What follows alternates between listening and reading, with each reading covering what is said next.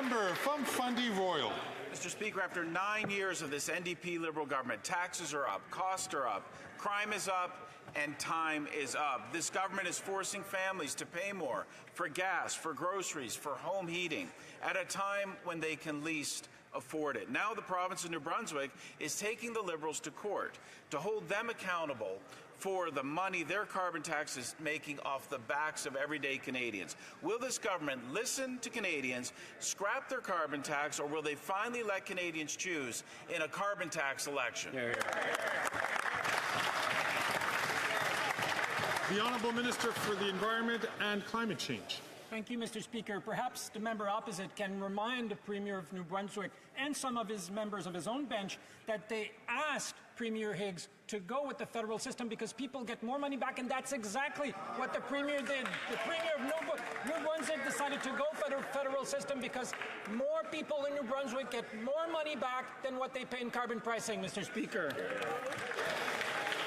The Honourable Member from Fundy Royal. Mr. Speaker, we know the Liberals would rather talk about anything else than talk about the fact that their 61-cent per litre carbon tax will mean that Canadians will have amongst the highest fuel prices in the world. Even the Parliamentary Budget Officer has confirmed that the Liberals' carbon tax costs Canadians more than they get back. Canadians have no confidence in this Prime Minister or in his costly carbon tax. When will the Liberal government get out of the way that so Conservatives can finally axe the tax?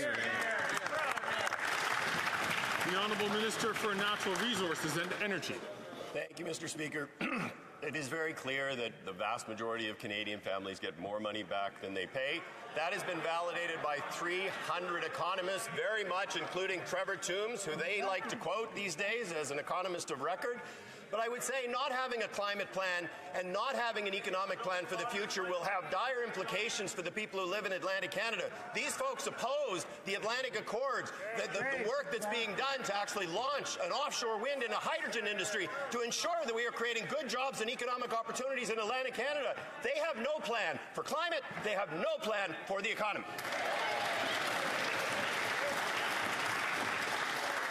The Honourable Member from New Brunswick Southwest. Mr. Speaker, after 9 years of NDP Liberals, taxes up, costs up, crime's up, and time's up for this costly coalition's carbon tax scam. 9 premiers are now against the Liberal carbon tax. Today in New Brunswick, Premier Blaine Higgs is challenging this scam in court. Provinces don't get a rebate for heating schools and fueling ambulances. Carbon taxes are not revenue neutral when provinces and municipalities end up paying more for essential services.